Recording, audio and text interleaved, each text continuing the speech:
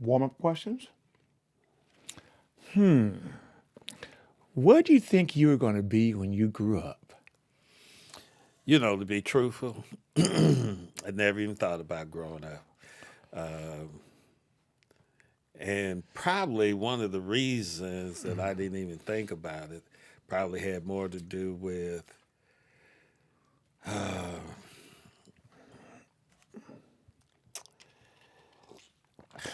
I was just, I was one of those kids who loved to play. I was one of those kids who enjoyed doing more physical stuff than I did thinking about what my future was all about. Sometimes I didn't even care, quite frankly. Excellent. That leads to the next question, which I'm going to reframe. The question says, "What was your school like when you were growing up?" I'm going to ask. I'm going to say, "What would your teacher say you were like in school when you were growing up?" Let's say high school. Oh, in high school? Well, many of the teachers would call me a little devil. Many of the teachers would have done that, particularly when I reflect on my report card. Okay. Because anything that had to do with math, science, social studies, you saw D's and E's. Anything that had to do with music, typing, PE, nothing but A's. Now, let me just mention that this is when I moved from Garfield to Cleveland. It was a neighborhood shift. And prior to that, I was an average student, keeping in mind that I grew up in the central area, and because everybody was red line to this district, we all felt comfortable with each other. Many of the teachers, quite frankly, lived in the neighborhood. They went to the churches of parents, of my parents at least. And so if I went to the store, I could see my teachers. If I went to church, like I was told to, I would see my teachers. When I went to Cleveland, that became absent. Okay. Well, what's interesting, during the very beginning, I introduced you as Dr. Donald Felder, which means you're a PhD in higher education. And what you just told me is that somewhere along the line, there was a transformation to Donald Felder High School, or D's and E's, to um, achieving the highest academic acknowledgement in a college setting. I think that needs to be a little bit exploring. So that's one of the warm up questions. So the question would be, would you like for me to continue, or do you want to ask me any warm up questions? Well, let's ask you this question. How'd you grow up in Seattle? How did I grow up? I Yeah. grew up in a household of 7 children, third oldest. It's often said that nowadays people use the term "we were poor." Well, back then that's not language that we used because we didn't know what that meant. We just were. And so we wore clean clothes, we ate every day, and for the most part, we lived what I would say a normal household life. In air quotes, normal. See, that's really similar to my experience. You grew up in Seattle? That's correct. Born in Detroit, moved here the year before the race riots, and just so you know, that was around 66, 67. I am 68 years old, be 69 in a couple of months. And for context, that was just one of the many race riots throughout the United States during that time period. One of many. Well, it makes me think. Let's see, because I left Garfield when I was a sophomore because I wanted to play football at Cleveland. That's how I got involved in the desegregation or integration because I wanted to play football. It had nothing to do with hanging out with white people. It had more to do with playing football. But I'll never forget the Seattle Times asked me the question, why do you want to integrate or desegregate the school? See how And I Times said, asked you that? huh? See how Times asked you They that? sure did. Um, and I said to play football. In the newspaper, it said I left Garfield because people there were not getting educated. I never, ever, ever, ever said anything of that nature. But that was the first time that the notion of race entered my mind. The very first time, because I was moving to a school that was primarily white and filled with Asian students. So it'd be safe to assume at that point integration was just a word. Just a Had word. really no Yeah, just like when you asked me what I want to be when I grow up. You know, I wanted to be a player. Football player, A player. basketball player, A player. last sport, baseball player. A player. Got it. I play. I understand now. You understand that? Yes, I Yeah, do. that's where my mind was. Got it. And a lot of it had to do with, my father was not part of my life, right? Tell me more. Well, back in the days, I mean, if you think about fatherhood, that was absent. And it had a lot to do with, as my wife used to say, you just like your father. What that mean? You always want to go here, there, and everywhere, but not go where you're supposed to be. And that was kind of like my father. And so the issue that I sometimes had growing up, tying to the question of what did you want to be when you wanted to grow up? Well, I didn't have that model to be able to see future. I had models that were all about the present. And so when it was time to move to Cleveland, it was an opportunity to, in essence, do some new discovery. Right. And so when I got there, it was the first time the newspaper article represented the first time I thought about race. But when I was in the school, Cleveland, it was real clear that race was a prominent issue amongst the teachers. So, as I said before, when hanging out in an all-black school, from what I remember, every child could read. When we integrated, something happened because all of a sudden today we can't read. Right. If I could shift for a second, just because you brought up race twice, and I know for a fact that on both our birth certificates, if one were to look at it, it probably would say colored or Negro. It said Negro. Okay, great. So for both of us during that time, the word black or African were two words that were never used in a positive context growing up. And so we now know that being black or African American in the 60s was a very unhealthy place for a black person. Yeah. However, that's not something that I felt, well, personally, I wasn't aware of that or didn't feel that. So the question I would ask you, when did you ever feel, you talk about for the first time in Cleveland, the term race came up, but was there ever a time when you felt unsafe in school because of the color of your skin? I can remember, I'm not going to name the teacher, but her name is strictly in my mind. It's deep in my memory banks. I was doing something, laughing, joking, typical in a math class. And she called me to the front of the class. Donald! It was like she was sounding like a frog to get me up to the front. Yes. And then she whispered, you'll never be anything in life.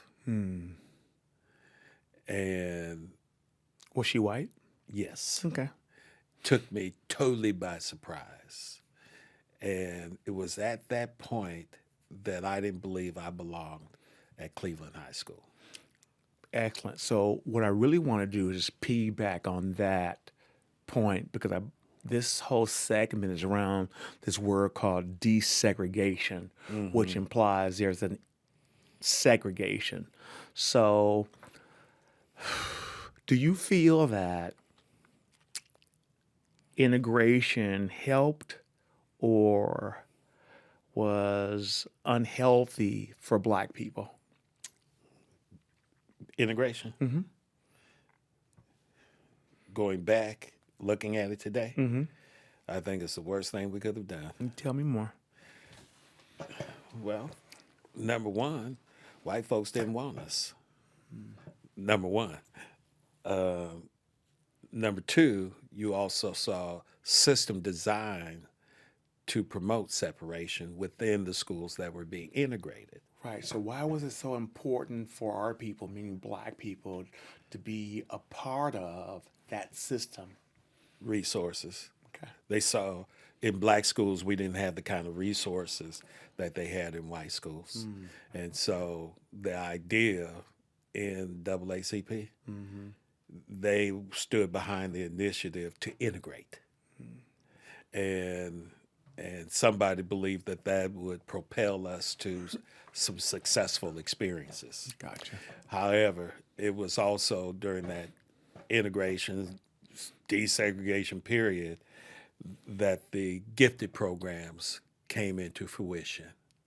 And the gifted programs were a means to separate so that you would have Black folks on one side of the hallway and white folks on the another That's a form of segregation? in the same school. Okay. Okay. In the same school. So what happened? Their evolution of these smart people programs moved from Horizon to APP, Advanced Placement Programs. Then it moved to another brand of smartness. And in that process, I'll never forget the article that was in the Seattle Times that showed the Garfield as a slave ship. I don't know if you remember that. No, I don't. And it was during the period of time that Black folks, hear the analogy, were on the first floor and white folks who were considered smart on the top floor. Almost like an apartheid school. Yeah, but think of this analogy of it being a slave ship. And then think about the enslavement period. So whites were on the top, Yes. Blacks were on the bottom. Yes. And this was structured that way and assigned that way. Yes. So even subconsciously, students were embedded with a belief based on where they were in context of the school building. Yeah, so when you ask me what did you think about, even though we were in schools that were primarily Black. Now let me mention that Asians who were in Puyallup concentration camps were redlined to the central area too. There were other. So you had two primary groups, maybe three, but you had Black folks, Asian folks, and then you may have had Native American folks who were part of the central area. And you had a few Jewish folks who still lived there who were moving out as Black folks from the South came in. So if segregation was still being promoted in community, why would we not think that it would not be promoted in schools? Even during this thrust to integrate the schools, why would we not think that some tactic would not evolve to continue separation? Because there's the notion was, quite frankly, our children ain't gonna learn if Black folks are part of the learning system. Right. So do you think this belief that you're sharing, in my language, the belief was specifically in Pacific Northwest? Oh Lord, no. Because my Did mama. you say Lord no? Yes, I did. Okay. Yes, I did. Because my mom was in Baton Rouge, Louisiana, and so I would often go there. And even as adults, and I'll never forget the fences that surrounded black schools. This is a visual. Fences that surrounded black schools to keep them in or keep them out, or both. Maybe both. Okay. Because the the neighborhoods were considered so dangerous that they had to put fences up around the school. Dangerous for who?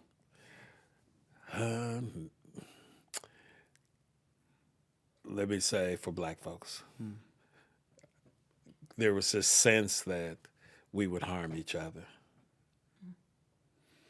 So the fences were up around different black neighborhoods, Schools. different black schools. So there may be a school, there may be a fence that separated two black schools. Or would separate the school from the neighborhood. Oh, gotcha. See what I'm saying? Okay. So when you think about that, here's another analogy. It implies that you really don't belong. Gotcha. You hear what I'm saying? And then there was a tremendous effort to keep black folks from going to white schools. So there, if you look at the pattern, lots of private schools emerged during this integration period.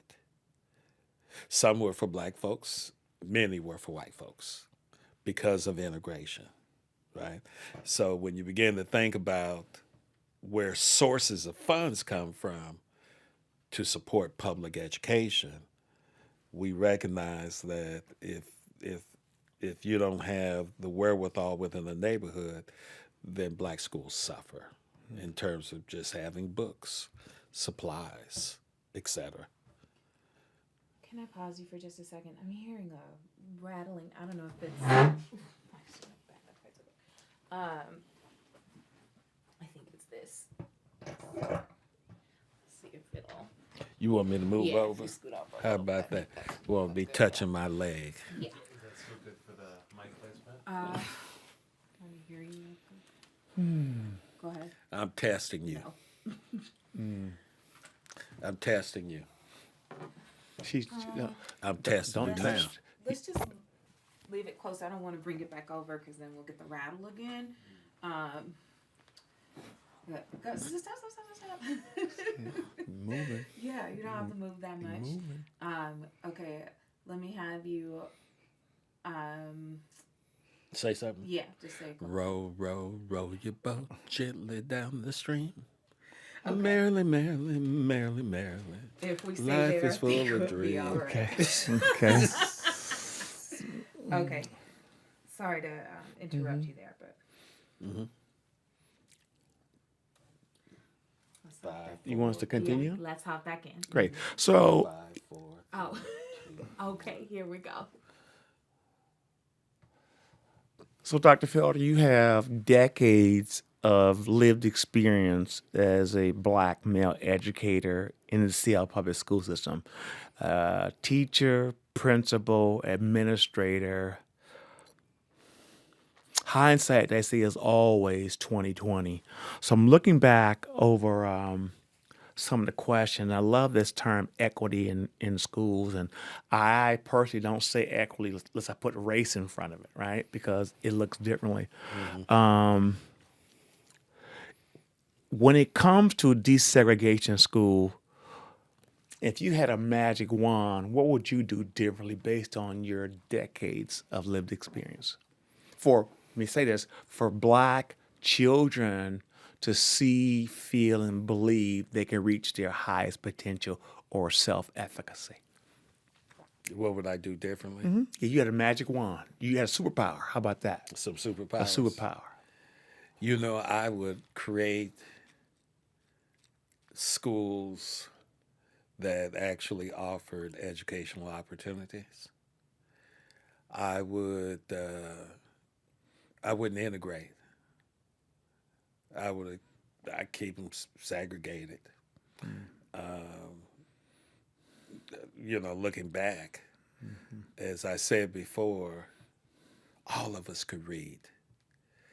And all of us felt cared about because teachers lived in the neighborhood. Teachers went to same venues. We would see each other. So there was a sense of community in the school and outside the school. Absolutely. Mm-hmm. And as I mentioned, going to Cleveland, because we were the first to actually integrate that crew. Some of us went out to Ingram, some of us went to Cleveland, and if you talk to any of us who actually did that integration, you would find that we, for the most part, if we didn't master white normative behavior, we didn't do well. Yeah. One thing I thought was very interesting now that I've gotten older and mature, white folks are so quick to bust us out of the community to white schools. Why would they bust white kids into the black schools and have those white students have their resources come with them? They tried. They did. Yeah, oh yeah. What happened? We ain't coming. Is that called white backlash? We ain't coming.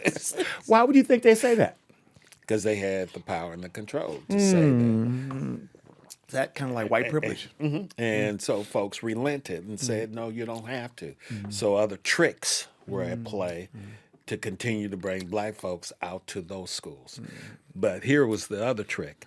Then they brought Horizon programs into black schools.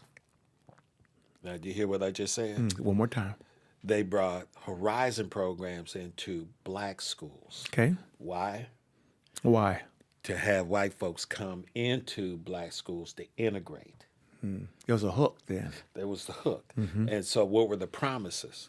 Oh, we're going to keep them separate. So remember the train that took place. The train is that we had an elementary school that had gifted programs inside a black school called Thurgood Marshall. You naming names. Well, I did say that. I did say that. They had segregation in Thurgood Marshall. Okay. From there, where the children go? Washington Middle School. So he's like feeder schools. Where the white Washington students go? Garfield. Another feeder school. Is that the same school you talked about that there was a slave ship ideology? Interesting. Okay. So, see, understand how they brought white students into schools. And then what happened? PTA emerged to do what? Bring resources in for what? To maintain those smart people programs. Wow, this is very rich because both of us have some political knowledge of what's going on right now with acronyms like CRT and a guy like DeSantis in Florida that's pushing an agenda. History is cyclical because here again, I heard recently that there's some folks that want us to get back to the 1619 time frames in terms of treatment of people. So here we are once again. After all these Brown v. Board of Education, civil rights, so forth and so on, and you have a political agenda that wants to make things more of the same in the past than what people would say, what would lead to a cohesive, more balanced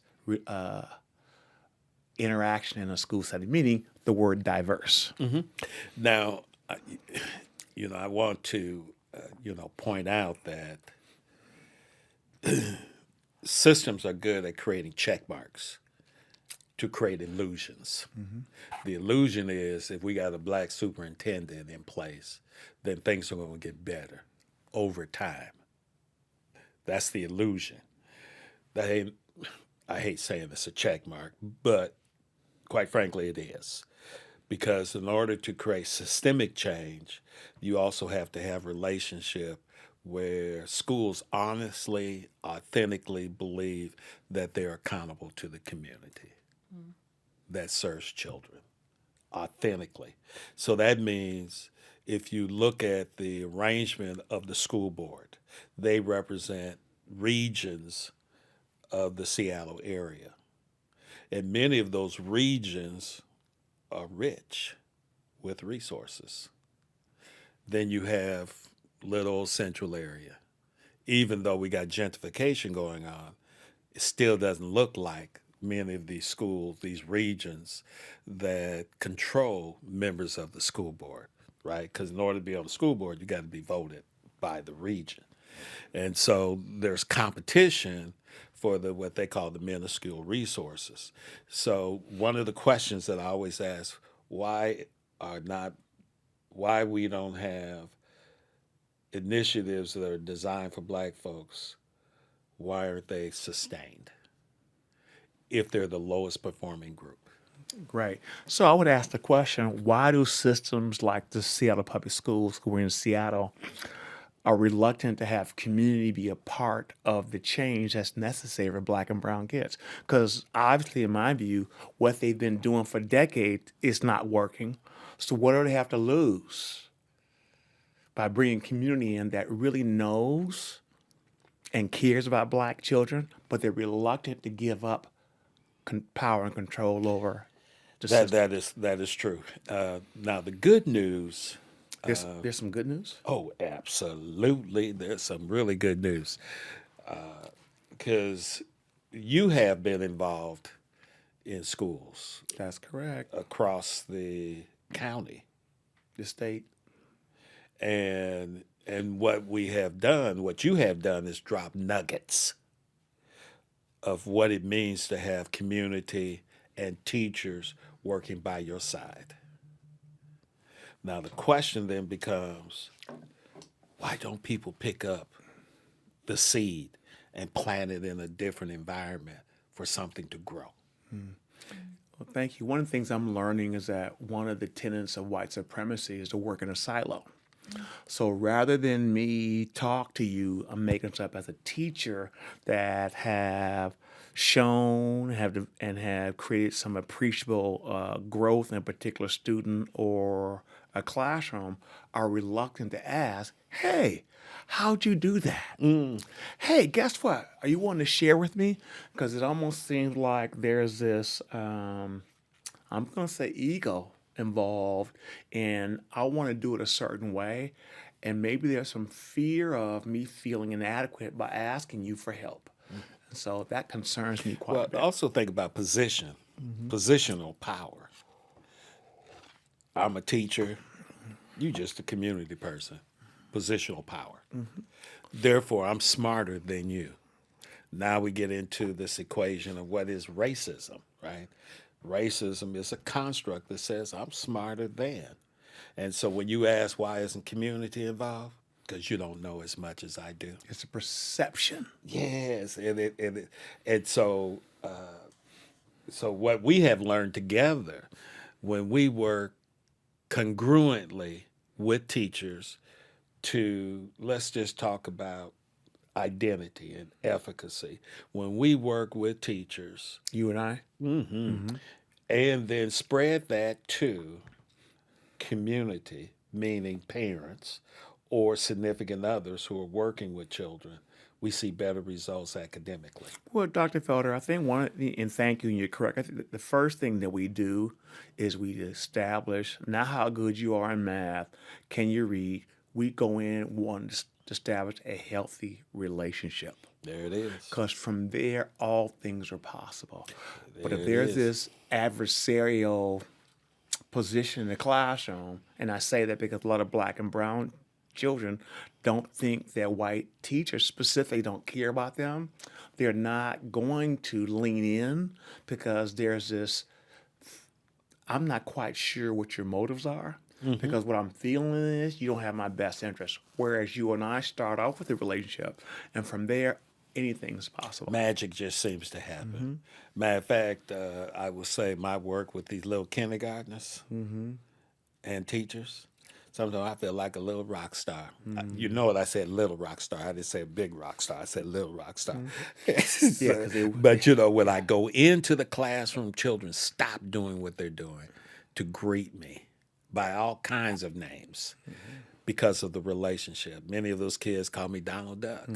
So many of those kids say Dr. Donald Duck. Many of those kids even say Dr. Felder. So there's this recognition that I carry something into that classroom that's greater than just my presence. Well, thank you, Dr. Felder. And this takes me back to when there was segregation, and 99% of all the teachers were black or teachers of color.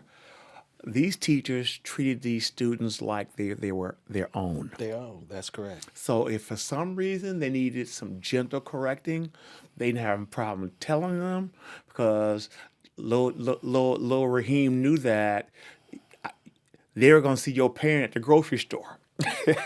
So it's probably best that you take this gentle correction now, because, and I think that's so important, but what's missing is that this unconditional love that our children they long for.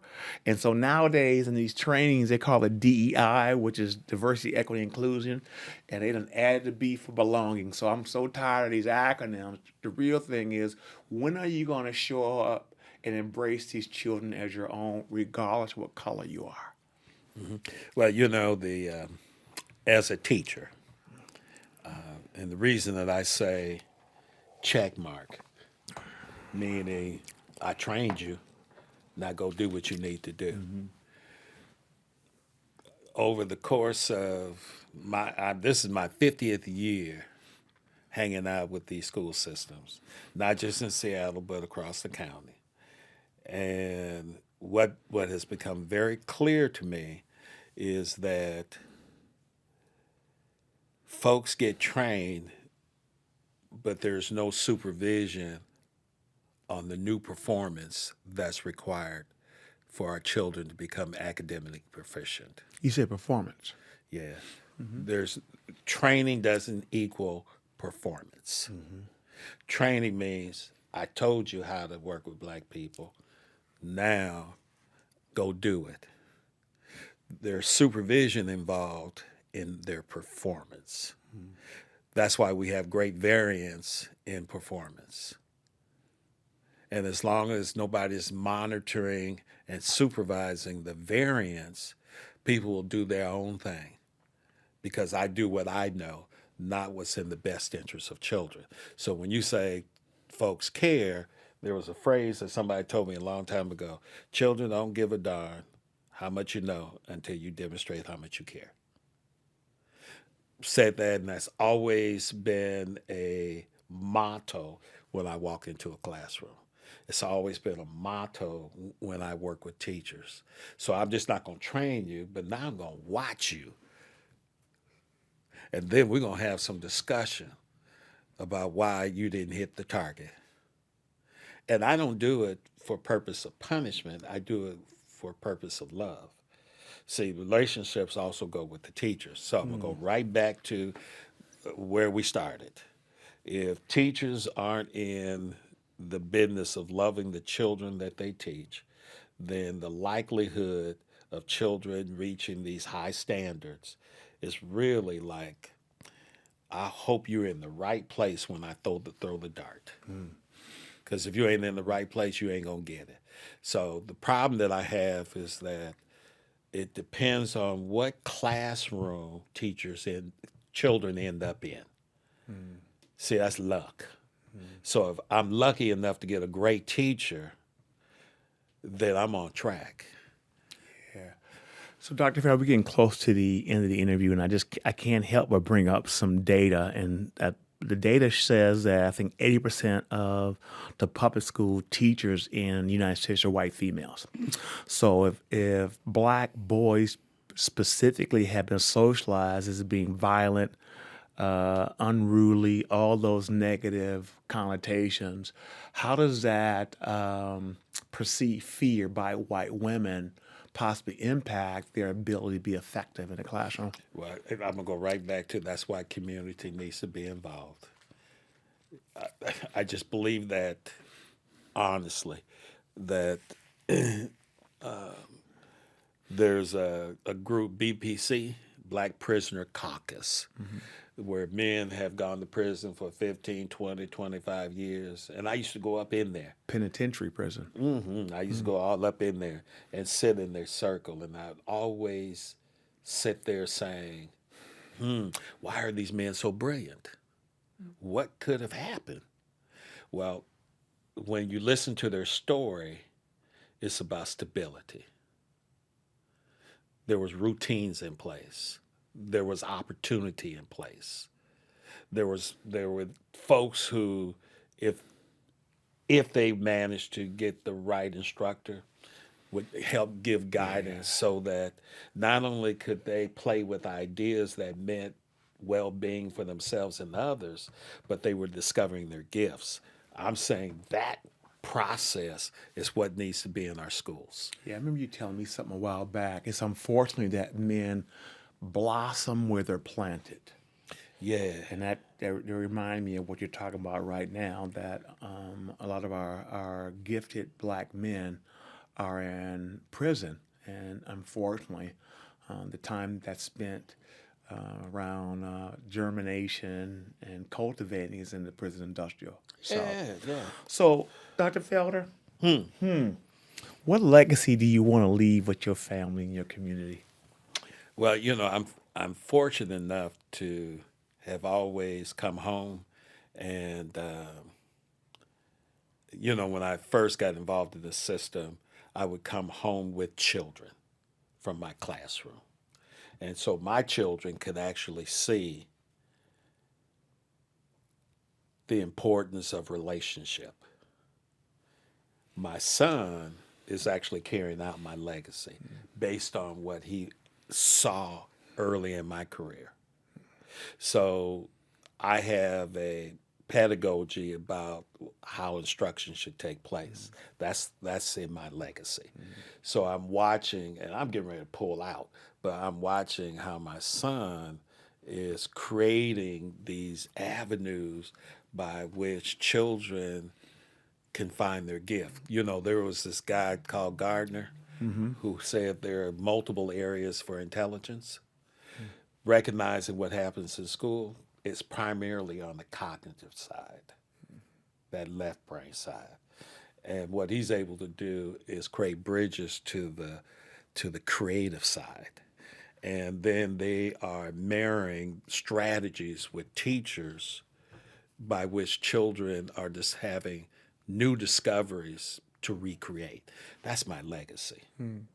Beautiful. Yeah. And just for the record, Dr. Felder talks about us working together, and I have a national award-winning, internationally recognized traveling museum that actually is doing amazing work. And people ask me a lot of times, Delbert, so what are you doing? And I say, I'm changing the world one consciousness at a time. Because I firmly believe that consciousness has no color. It's just a matter of providing information in a way that makes someone curious, leads to critical inquiry, which ultimately will lead into some kind of discovery. Well, you said consciousness, and Malcolm X's birthday was last week, and so when he did his pilgrimage, there was something, because you remember he always used to talk about white devils. Remember all that? And then during his pilgrimage, there was a consciousness change. He went to Mecca. And that consciousness change was built around white folks becoming Muslim, which then wiped out in their mind that they were white, that they owned privileges to be different. So I say that keeping in mind that this conversation is all about desegregation and integration, whatever you want to call it. And it was for purposes of integrating with white structures. Remember I said that part of the problem is I had difficulty adopting to white normative behavior. That was my level of resistance. If I had allowed the school to label me, I would not have acquired my doctorate. I'm so proud of you. And so that's why. So the change that I went through, call it metaphor, wrap it up. So the change that I went through is what I tried to create for the children that are before me. Well, thank you. And one of the things I love when I work with you, you're not ashamed to show your report card. because it's so important for, especially, for children also know my story. My past, we're not allowing our past to define us. It's just merely our past. So the question becomes for these children, what do you want your present to look like that's going to help you frame your future? Every day I got to press it. And I'm trying to put a pretty bow around it. Well, so far, so good. So far, so good. Do you have I do. You said something very provocative. What'd I say? You said that if you could have it go back, integration should not have happened, right? They should have been separate. We talked to a lot of white folks today, and they said the same thing for very different reasons. So what do you think about that? Because black communities and white communities think about segregation differently, and about integration differently. Yeah, I think about, I sit on the charter school board, and Do you know what a charter school board is? I do, but talk to each Yes. other. Okay. So don't talk to you. Still like I'm not here. Yeah, okay. So you sit on a charter school board. Yeah, I sit on this charter school board, and what's really amazing is that I see white children and black children in classrooms together, thriving together. Now my question is, as I do my observation, why? Sometimes what I see are words like "we are kind to each other." Sometimes what I see, we'll do it together. Sometimes what I see, love makes a difference in what you accomplish today. This changes the framework, the structure by which our children engage with each other, which promotes belonging. Yeah, so what comes up to me, they're actually helping them see each other through a humanity lens versus a racialized lens. Yeah. So guess what's happening? It goes right back to that original question that you asked me. What do you hope to be someday? Children are in these programs are answering that question because it's so intentional. Because remember, schools were really designed for us to be slaves again. They were designed that way to report to work and to help you make money. We're not teaching children how to be entrepreneurs. Critically think. There's no courses on investment. There's no courses on family grooming. And by God, we should definitely know that part of our source of issue, the source of our problem, is related to families not engaged in our school system. And it's not because they don't want to, they just don't have the gateway to participate because of the racial construct where folks don't feel like they belong. So it's not just about children, it's also about the adults, the family, the parents, the significant others who have to be role players in the process. So once again, when you ask what's the difference and what would I do differently, I would design schools the way that I see these charter schools being designed, where the classroom is a space to gather, but the community is really your classroom. See, that's the redesign. That then creates avenues for community to be authentically engaged. Because all of us, quite frankly, have a desire to provide support and help. I mean, that we're driven to do that. But racism will drive that gift out of all of us because it becomes me, all me, and not you. Individual. It's an individual. It's individualism, right? And so what we're talking about is collective. We're doing this collectively, which is the way I would design a school. Then people come to the process collectively. They want to. not because they have to. And that was the means by which integration took place, except for me who wanted to go play football. Were you successful? Were you successful in football? Were you successful in football? Well, let me say, some of the girls thought I was successful. Okay. Just to, It's got to be time. not quite yet, because I think you've said something that I have not heard before, in terms of the shift in dynamics that changed how families interacted with schools. Can you describe maybe what you saw with familiar interactions in schools prior to this desegregation period versus after this desegregation period? Could I describe? Yeah. And I'll do that behaviorally. Yes, and I'm gonna just tell you to turn your head that way because you off mic. Quit talking to you. 1, 2. Go ahead.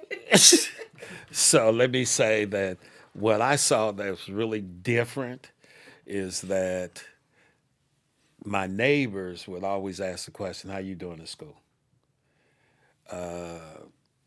My neighbors would say, bring your report card over here. My neighbors would say, are you spending the weekend? My neighbors would say, I'm going to talk to Miss Allen. My neighbors would say, I'm going to talk to Mrs. Stoke about you. So there was real clear communications between school and home. And it wasn't done in a punitive manner. It was done because we want you to thrive. Because remember, coming out of the Jim Crow period, you also had, or just before, well, it was during that Reconstruction period where folks were saying, since you don't want us to be with you, we're going to build our own town. Do you remember that? You remember that? Mm-hmm. You remember that? I remember that. Yeah, that we're going to build our own town. And so what did happen in Tulsa? Like Black Wall Street?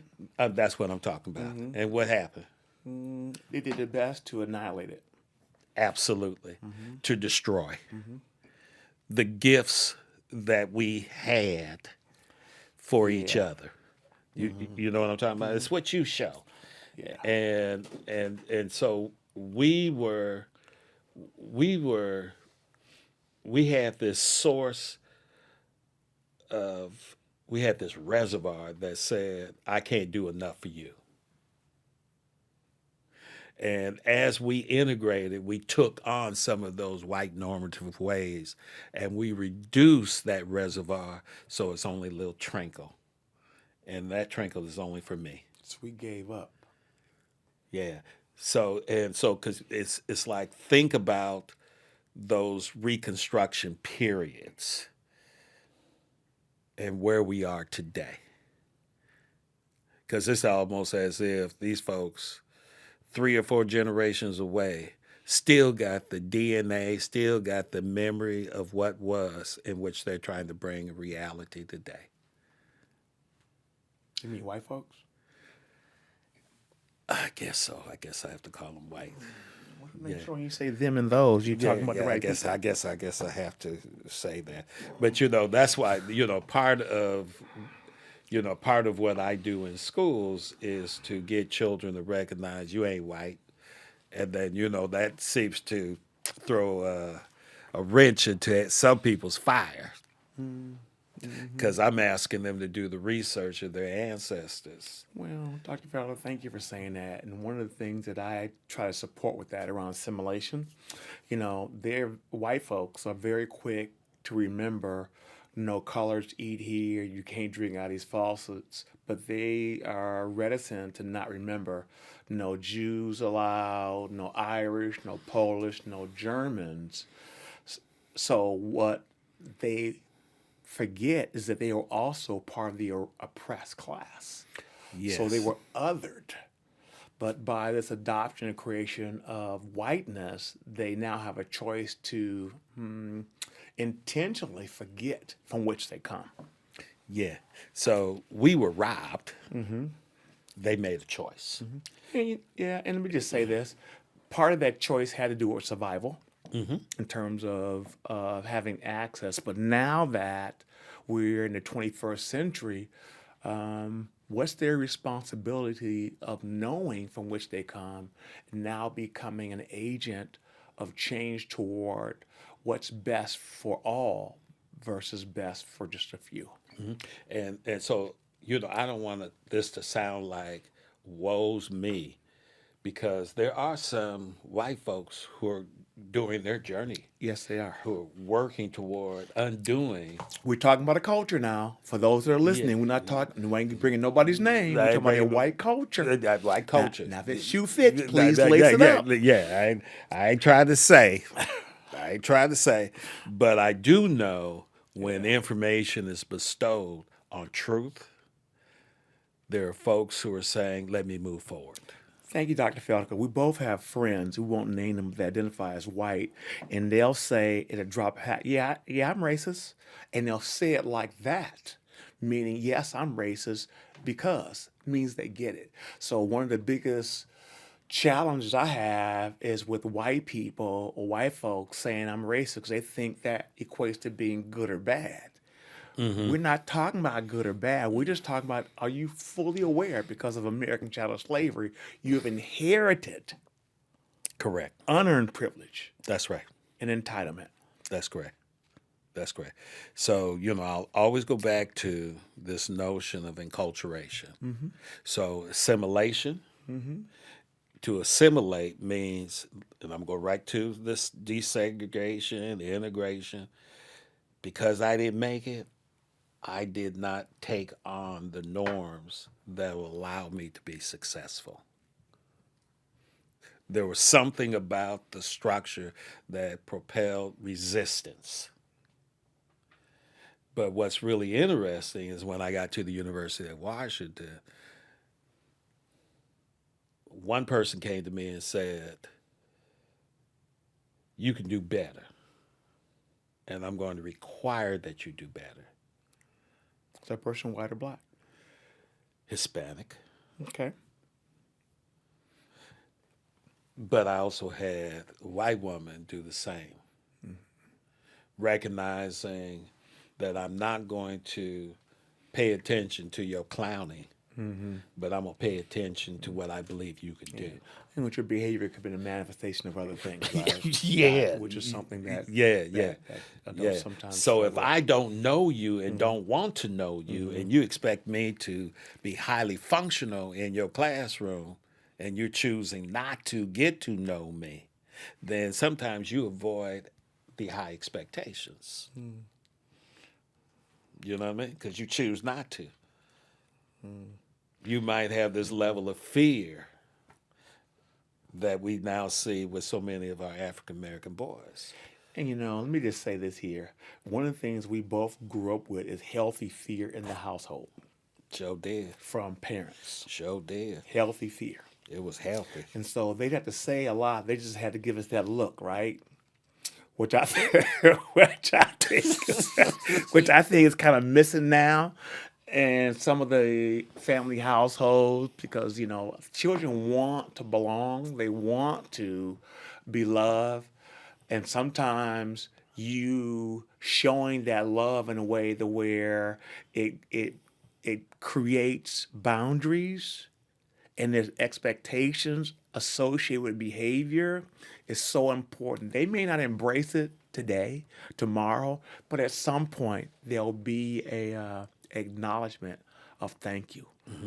Now, I need to say this before we really close. Okay. I have to say this. We got to wrap it. We got to Okay, wrap, I know, wrap. but I just got to say this Say because it sticks with me.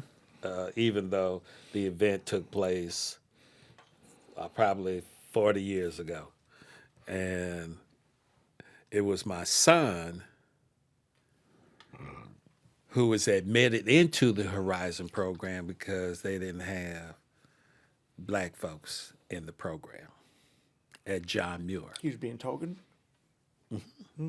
Teacher said, somebody said, we need some more black folks. Otherwise, people going to have the perception. He was in the program 2 years.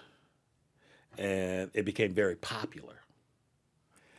And somebody from downtown came to me and said he can't continue in the program because he ain't took the test.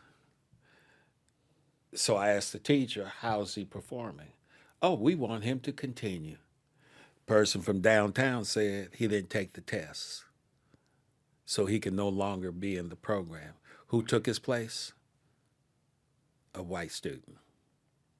That's why I keep saying that this creation of smart people programs was designed for white people in black schools, because as you know, John Muir ain't nothing but a black school. But to attract white students to the school, they had to create what? Space for white children, right? Then guess what they did? They tested them for special ed. How'd that go? You being an educator. Yeah, I'm on the microphone. I got your answer. You got my answer? Yeah, You got- absolutely. And I kind of set you up. I'm sorry. I knew. Yeah. I knew.